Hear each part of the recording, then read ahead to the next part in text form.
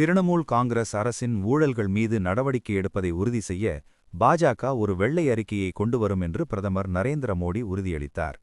மேற்கு வங்க மாநிலம் பூர்ப் பர்தமானில் நடந்த பிரம்மாண்ட பொதுக்கூட்டத்தில் உரையாற்றிய பிரதமர் மோடி, திரிணமூல் காங்கிரஸ் கட்சியின் சட்டப்பேரவை உறுப்பினர்கள், அமைச்சர்கள் மற்றும் சிண்டிகேட்கள் தொடர்புடைய ஊழல்கள் மீது நடவடிக்கை எடுப்பதை உறுதி செய்ய பாஜக ஒரு வெள்ளை அறிக்கையை வெளியிடும். இது திரிணமூல் அரசாங்கத்தின் 15 ஆண்டுகால முழு விவரத்தையும் முன்வைக்கும். இத்தகைய ஒவ்வொரு குற்றத்தையும் தடுக்க பாஜக ஆட்சியில் கடுமையான நடவடிக்கைகள் எடுக்கப்படும். எங்கெல்லாம் அதிக வாக்குப்பதிவும் பெண்களின் அதிகமான வாக்குகளும் பதிவாகிறதோ அங்கெல்லாம் பாஜக தேசிய ஜனநாயக கூட்டணிக்கு மிகப்பெரிய மக்கள் ஆணை கிடைத்துள்ளது.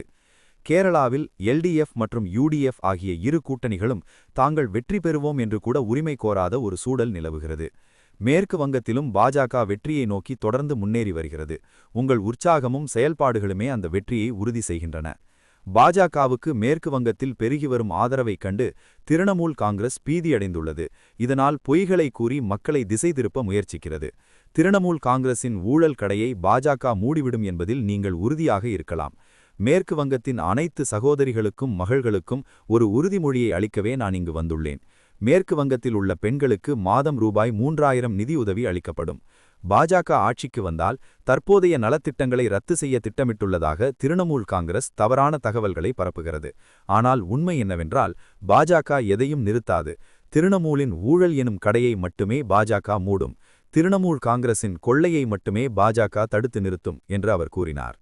மேற்கு வங்கத்தில் ஏப்ரல் 23 மற்றும் 29 ஆகிய தேதிகளில் 2 கட்டமாக வாக்குப்பதிவு நடைபெறுகிறது. மே 4ஆம் தேதி வாக்குகள் எண்ணப்படுகிறது.